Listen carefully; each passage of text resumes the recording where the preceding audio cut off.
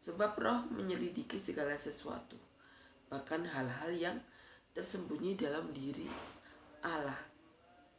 Siapa gerangan di antara manusia yang tahu apa yang terdapat di dalam diri manusia, selain roh manusia sendiri yang ada di dalam dia? Demikian pula lah tidak ada orang yang tahu apa yang terdapat di dalam diri Allah selain roh Allah. Kita tidak menerima roh dunia, tetapi roh yang berasal dari Allah, supaya kita tahu apa yang dikaruniakan Allah kepada kita. Dan karena kami menafsirkan hal-hal rohani kepada mereka yang mempunyai roh, kami berkata-kata tentang karunia-karunia Allah dengan perkataan yang bukan diajarkan kepada kami oleh hikmat manusia, tetapi oleh roh. Tetapi manusia duniawi tidak menerima apa yang berasal dari roh Allah, karena hal itu baginya adalah suatu kebodohan, dan ia tidak dapat memahaminya, sebab hal itu hanya dapat dinilai secara rohani. Tetapi manusia rohani menilai segala sesuatu, tetapi ia sendiri tidak dinilai oleh orang lain. Sebab siapakah yang mengetahui pikiran Tuhan, sehingga ia dapat menasihati dia? Tetapi kami memiliki pikiran Kristus.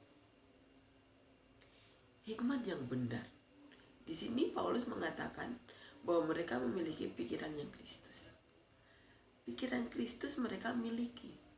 Di sini dikatakan mereka mengajarkan hal-hal yang duniawi. Orang-orang duniawi tidak menerimanya, karena mereka mengajarkan apa yang berasal dari roh Allah. Hikmat yang bukan berasal dari dunia ini, itu yang mereka katakan.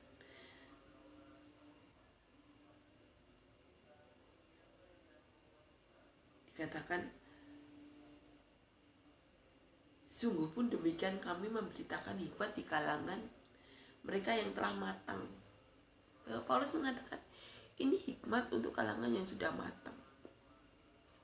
Berarti kan untuk kalangan yang sudah berpengalaman hikmat ini, tetapi diberikan kepada mereka. Jadi hikmat untuk kalangan yang sudah matang, dan yang bukan dari penguasa-penguasa dunia ini. Ini yang Paulus katakan, hikmat ini bukan dari penguasa-penguasa dunia ini, yaitu penguasa-penguasa yang akan ditiadakan. Hikmat ini bukan dari dunia. Hikmat untuk kalangan yang sudah matang ini bukan berasal dari dunia, penguasa-penguasa yang Allah akan tiadakan nantinya. Di ayat 7 dikatakan, tetapi yang kami beritakan ialah hikmat Allah yang tersembunyi. Jadi yang Paulus ajarkan selama ini adalah hikmat dari Allah. Karena apa? Selama Paulus memberitakan Injil yang kita baca kemarin, kita tahu bukan hikmat dari manusia, tapi berasal dari roh. Rohlah yang segala sesuatu yang Paulus saksikan, beritakan itu. Dimana saat Paulus ke Roma pun itu atas permintaan Roh Kudus, kuatkan hatimu, kau telah bersaksi di Yerusalem dan kau akan bersaksi di Roma. Paulus setiap melakukan segala sesuatu berdasarkan dari bimbingan Roh Kudus, dan itu kita perlukan selama di dunia ini untuk melakukan pekerjaan Allah, memberitakan firman. Amin ya.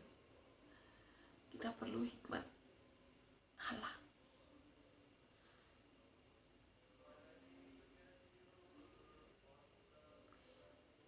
Tetapi yang kami beritakan ialah hikmat Allah yang tersembunyi dan rahasia, yang sebelum dunia dijadikan telah disediakan Allah bagi kemuliaan kita. Jadi hikmat dari roh itu sejak awal dunia dijadikan itu telah disediakan Allah bagi kita untuk kemuliaan kita.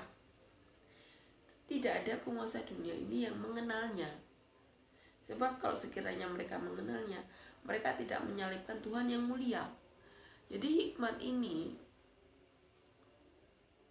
disediakan untuk manusia sejak semula. Tetapi dunia itu tidak mengenal hikmat dari roh ini. Karena apabila mereka mengenal, mereka tidak akan menyalibkan Tuhan Yesus. Mereka akan mendengar roh berbicara dalam diri mereka. Tapi mereka tidak mendapatkan itu. Mereka menyalibkan Tuhan Yesus. Roh Kudus tidak berbicara kepada mereka.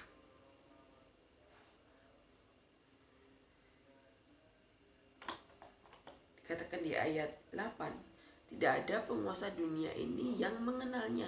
Sebab sekiranya mereka mengenalnya, mereka tidak menyalibkan Tuhan yang mulia. Kita ulangi lagi ya baca ini. Kita resapi. Amin ya. Roh Kudus itu benar-benar kita perlukan. Karena itu yang menyelamatkan kita dari berbuat dosa. Bayangkan menyalibkan Tuhan Yesus. Yang kita tahu Yudas sendiri